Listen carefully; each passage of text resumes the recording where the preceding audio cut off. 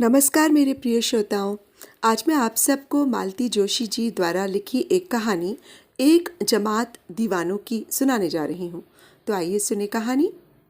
भाभी, ये देखो, गांव से सरपंच का खत आया है। वे लोग इस बसंत पंचमी पर गांव को भैया का नाम दे रहे हैं। सच? पारो ने कहा, पर उसका स्वर इतना ठंडा था कि दर्प से, अभिमान से दमकता हुआ नरेश का चेहरा बुझ सा गया। पारो को अपने आप पर ही शर्म हो आई। कम से कम देवर का मान रखने के लिए ही उसे कुछ अच्छी सी बात कहनी चाहिए थी, पर वो क्या करे। उसे लगता है इसमें गौरव की क्या बात है। भारत के लाखों करोड़ों गांवों में से एक का नाम बदला जाएगा बस। वो खुद हैरान थी। महेश की मृत्यु के बाद छाती में न जाने क्या जमकर रह गया था। किसी बात का उस पर असर ही नहीं होता था। यूं महेश की मृत्यु को, उसके दुर्भाग्य को सब ने उसके साथ झेलना चाहा था। अलीगढ़ से छोटा भाई आकर कह गया था, दीदी, तुम्हारी दोनों लड़कियों में से एक आज से मेरी हुई। इसकी ब्याह, शादी, पढ़ाई लिखाई, किसी बात की तुम्हें चिंता नहीं करनी होगी। पति के दोस्त प्रीतम सिंह ने कहा था, भाभी, बेकारी के दिनों में हम लोगों ने मिलकर ये पोल्ट्री फार्म खोला था। वो तो नौकरी मिलते ही इसे छोड़ गया था, पर मैं अभी तक उससे चिपटा हुआ हूँ। इसका चौथाई हिस्सा आज से बबलू का हुआ। जेठ देवरों ने तो कस्बे का पुश्तैनी मकान ही उसके नाम कर दिया था। इसी तरह और भी सगे संबंधी उमड़ पड़े थे। सब ने उसका दुख बांटना चाहा था, पर वो तो जैसे जड़ होकर रह गई थी। ना किसी के सामने उसने अपनी असहायता का जिक्र किया, ना किसी की सहायता के लिए कृतज्ञता से गदगद हो आई। नाते रिश्तेदार इस आघात से आहत तो हुए ही, साथ ही चकित भी। इतना बड़ा आघात एक नारी शांति से सह जाए तो आश्चर्य तो होगा ही। नरेश तो भीतर ही भीतर चिंतित भी हो उठा था। उन दिनों उसकी दहली की गृहस्थी समेटी जा रही थी। तिनका तिनका करके जो घरौंदा सजाया था, पारो के लिए एकदम पराया हो उठा था। ममता से संजोई हुई चीज को वो शून्यवत देखती रहती। अब तो उन लोगों ने पूछना ही छोड़ दिया था। एक एक चिंदी तक वे पैक करते जा रहे थे। पता नहीं भाभी को कब किस चीज की याद हो आए। नरेश एक दिन उसके अनजाने ही डॉक्टर को ले आया था। डॉक्टर समझदार था। उसने यही कहा कि ये पिछले दिनों से बहुत ज़्यादा सोचती रही हैं। इनकी अब सोच विचार की शक्ति ही बाकी नहीं रही। डॉक्टरी भाषा में इसे कहते हैं एंग्जाइटी न्यूरोसिस। आप लोग कुछ दिनों तक अपने ही हाल पर छोड़ दें तो अच्छा है। डॉक्टर शायद ठीक ही कह रहे थे। वो बहुत ज़्यादा सोचती रही थी। एक, दो नहीं, पूरे 5 साल तक वो सोचती रही, चिंता में घुलती रही हैं। अच्छी भली बैंक की नौकरी छोड़कर महेश एकाएक फौज में भर्ती हो गया था। घर बाहर सभी ने विरोध किया था, पर उसने किसी की भी नहीं सुनी थी। तब हताश होकर सास बहू एक दूसरे पर कुड़ती रह गई थीं। सास का आरोप था कि बहू पति को बांध कर न रख सकी। बहू ने सास को कोसा था कि बेटे पर नियंत्रण न रख सकी। इसी चक के बीच महेश तो अपने मन की कर चुका था। तब से ये सोचना ही जैसे उसकी किस्मत बन गया था। जब तक पति के साथ रही यही सोच बना रहा, पता नहीं कब लड़ाई शुरू हो और उन्हें फ्रंट पर जाना पड़े।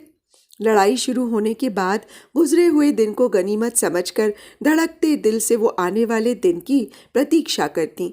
महेश के फ्रंट पर चले जाने के बाद तो 24 घंटे यही आशंका बनी रहती कि पता नहीं कब क्या सुनने को मिले। जिस दिन उसे घायल अवस्था में दिल्ली अस्पताल लाया गया, तब से मानो एक एक क्षण उसने युग की तरह जिया है। महेश गया और उसके साथ जैसे सारा सोचना समाप्त हो गया। एक आदमी आखिर कितना सोच सकता है? और जिस आदमी को लेकर इतना सोच, इतनी व्याकुलता थी, वो खुद एकदम निश्चिंत था। सिर्फ लड़ाई के दिनों में उसे बेचैन होते देखा था, और उसका कारण भी कितना अजीब था। लड़ाई छिड़ गई थी। फौज के दस्ते दिल्ली स्टेशन से गुजर रहे थे। पारो की दुश्चिंताओं का तब अंत नहीं था, और महेश तब पिंजरे में बंद शेर की तरह बराबर अधीर होता था कि उसे कॉल क्यों नहीं आ रहा। पारो उसकी बेचैनी को हैरानी से देखती रहती। वो सीधी साधी औरत थी। एक छोटा सा घर, पति और हंसते खेलते बच्चे, उसके सुख की यही परिभाषा थी। जीवन के 8 वर्ष जिसके साथ बिता दिए थे, वो पति नामक व्यक्ति उन दिनों एकदम अपरिचित सा लग उठा था। जलती हुई आग में कूदने की उस बेकली को वो समझ नहीं पाती थी। एक रात एक भयानक सपना देखकर वो जाग पड़ी थी। सपना क्या था? दिन भर उसके मन में तांडव करने वाले विचारों का प्रतिरूप ही था, पर वो पसीना पसीना हो उठी। अशुभ की आशंका से उसका मन कांप कांप उठा था। वो सीधे उठकर ठाकुर जी की मूर्ति के सामने बैठी रही, प्रार्थना का अंबार लगाती हुई। बड़ी देर तक प्रार्थना करने के बाद उठी तो देखा महेश पीछे खड़ा शरारत से मुस्कुरा रहा है। भगवान को रात में भी चैन नहीं लेने दोगी क्या? क्या मांग रही थी इतनी एकाग्रता से? मुझे और क्या मांगना है, तुम्हें ही मांग रही थी, पारो ने भर्राए गले से कहा। बाप रे, मुझे पाना क्या बाकी है अभी? शादी के कितने साल हो गए, याद तो करो। उसके मजाक पर भी वो हंस न सकी, खींच कर बोली, तुम समझते क्यों नहीं? मैं ठाकुर जी को मना रही हूँ कि सारी लड़ाई ऐसे ही बीत जाए और तुम्हें फ्रंट पर ना जाना पड़े। छी, सिपाही की बीवी होकर ऐसा सोचती हो? महेश ने हिकारत से भरकर कहा। मुझे विश्वास है ठाकुर जी ऐसी बेवकूफ़ी भरी प्रार्थना कभी स्वीकार नहीं करेंगे। अब तो पारो भरभरा कर रो उठी। यहाँ किसे शौक था सिपाही की बीवी बनने का? अच्छी भली गृहस्थी थी, पर तुमसे तो देखा नहीं गया ना। रुलाई के मारे उससे बोला तक नहीं गया। महेश चुपचाप उसके बालों में हाथ फेरता रहा। जब वो खूब रो चुकी तो महेश ने कहा, देखो पारो, जैसे तुम्हारा घर तुम्हें प्यारा है, ऐसे ही सबको अपने घर के लिए ममता होती है। आदमी और जीता ही किसके लिए है? क्या तुम नहीं चाहती कि इन हजार हजार घरों में खुशी की दिवाली हमेशा मनती रहे? उन हजार घरों की रोशनी बरकरार रखने के लिए कुछ घरों के दीप यदि... चुप रहो जी, पारो ने उसके मुंह पर हाथ देकर कहा। इतने लोग हैं दुनिया में, चैन से जिंदगी बसर करते हैं, पर तुम्हें पता नहीं क्या मजबूरी है कि जलती आग में कूद पड़ते हो। चैन से कोई नहीं है पारो, महेश ने दार्शनिक अंदाज में कहा। ये जिंदगी तो खुद एक लड़ाई है। जो सिर्फ अपने लिए लड़ता है वो आदमी है, जो दूसरों के लिए लड़ता है वो सिपाही है। बस यही फर्क है। पारो कुछ नहीं बोली। उस आदमी को समझ पाना कठिन था, समझाना तो और भी कठिन था। और फिर मौका ही कहाँ मिला। तीसरे दिन ही तो बुलावा आ गया। ठाकुर जी ने सचमुच ही उसकी प्रार्थना को अस्वीकार कर दिया था। उसके बाद वो लौटा तो मरणासन्न अवस्था में ही। अस्पताल में सफ़ेद पट्टियों में बंधा उसका शरीर देखकर पारो का बांध टूटने लगा था, पर महेश की मस्ती, उसकी बेफिक्री में कोई फर्क नहीं आया था। मृत्यु की असह्य पीड़ा भी उसे विचलित नहीं कर पाई थी। घर परिवार की चिंता उसकी शांति नहीं छीन सकी थी। 15 दिन के अथक संघर्ष के बाद ही उसने मृत्यु के आगे हथियार डाले थे, परंतु उस समय भी उसके चेहरे पर इतना तेज था मानो मृत्यु स्वयं उससे हारी हो। और ये सारा दृश्य किसी अद्भुत नाटक की तरह पारो के मन को बांध गया था। पति की मृत्यु एक पहेली की तरह उसके मस्तिष्क को व्याप गई थी। इसी कारण वीर गति के रूप में लोगों की नज़र उसे पूजने लगती तो वो संकोच से भर उठती। भाभी, ये आए हैं। नरेश की आवाज़ ने उसे चौंका दिया। नरेश की ही उम्र का एक लड़का उसे नमस्ते कर रहा था। सुना है आप लोग जा रहे हैं, इसीलिए चला आया। मेरे योग्य कोई सेवा हो तो बतलाइएगा, मुझे बहुत खुशी होगी। उसकी भावुकता को नज़रअंदाज करते हुए पारो ने औपचारिक सा उत्तर दिया। ये लोग देख ही रहे हैं, वैसे आप आए हैं इसके लिए सचमुच आभारी हूँ। भाभी की उदासीनता से घबराकर नरेश ने पूछा, इन्हें पहचाना नहीं भाभी? नहीं तो, कुछ याद नहीं आ रहा। यही तो है, इन्होंने ही तो भैया को खून दिया था। अरे हाँ, सच तो, पारो को याद आया। अस्पताल में डॉक्टर ने परिचय करवाया था। डॉक्टर ने यह भी बतलाया था कि महेश का ब्लड ग्रुप एकदम अनकॉमन है। खून जुटाना बड़ा मुश्किल हो रहा था। 2 बार इसी युवक का खून लेना पड़ा था। उस युवक ने कहा, डॉक्टर, मेरे रक्त की आखिरी बूंद भी लेनी पड़े तो संकोच मत कीजिए, पर इन्हें अवश्य बचा लीजिए। डॉक्टर ने बड़े अभिमान से ये बात बतलाई थी। पर तब इन बातों का ध्यान कहाँ था। तब तो यही लगता था कि खून मिलना चाहिए, चाहे कहीं से मिले, कैसे मिले।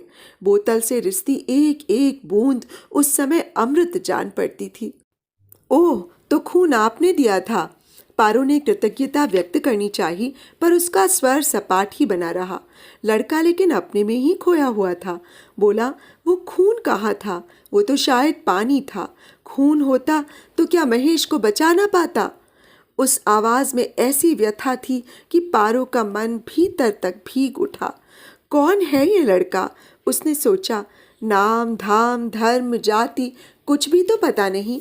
आज के बाद फिर कभी भेंट होने की संभावना भी नहीं। फिर क्यों वो उसके दुख से भीग उठा है? क्यों एक अपरिचित व्यक्ति के लिए खून की आखिरी बूंदें तक देने के लिए तैयार हो गया था? क्यों अपने खून को धिक्कार रहा है कि उसने एक घायल सिपाही की जान नहीं बचाई? उस क्षण वो युवक पराया नहीं रह गया। उसे लगा ये अपने महेश की जाति का है, उस जाति का जिसके लोग दूसरों के सुख दुख को अपने ऊपर ओढ़ लेते हैं। जो क्षण औरों के लिए खर्च होता है वही उनके लिए सार्थक हो जाता है। एकाएक वो उसे खूब अपना लग उठा, छोटे भाई या देवर की तरह। उसका उदास चेहरा देखकर उसे ममता हो आई। उसकी पीठ पर हाथ फेरते हुए मृदु स्वर में उसने कहा, ऐसे जी छोटा नहीं करते भैया। तुमने तो अपनी तरफ से कुछ भी उठा नहीं रखा। भगवान को शायद यही मंजूर होगा। नरेश ने आश्चर्य से सिर उठाकर देखा। भाभी के पथराए चेहरे पर तनाव धीरे धीरे कम होता जा रहा है। तो देखा दोस्तों, किस तरह एक सिपाही अपने परिवार, अपनी जान, अपने बच्चों, अपने पत्नी, किसी की परवाह न करते हुए हम सब की सुरक्षा, स्वतंत्रता के लिए अपने जीवन को बड़े गर्व से बलिदान कर देता है। हम सबको सीमा के इन पहरेदारों की दिल से इज्जत करनी चाहिए। यदि कोई भी अवसर आए जिसमें हम इनकी कोई भी सहायता कर सकें तो कभी पीछे नहीं हटना चाहिए। तो आप सबको इस कहानी का वाचन कैसा लगा, मुझे कमेंट बॉक्स में ज़रूर बताइएगा। आप सबकी प्रतिक्रियाओं का मुझे बेसब्री से इंतज़ार रहता है। आपने जो समय दिया इस कहानी को सुनने के लिए, उसके लिए आप सबका बहुत बहुत धन्यवाद। दोस्तों, यदि आपने मेरे इस चैनल को अभी तक सब्सक्राइब नहीं किया है तो प्लीज़ इसे सब्सक्राइब कर लें और मेरी कहानियों को लाइक और शेयर भी कर लें। और हाँ, बेल आइकन भी ज़रूर दबा लीजिएगा, जिससे कि मेरी आगे आने वाली कहानियों की नोटिफिकेशंस आपको मिलती रहें। तो कल फिर एक नई कहानी के साथ आप सबसे मुलाकात होगी। तब तक के लिए नमस्कार।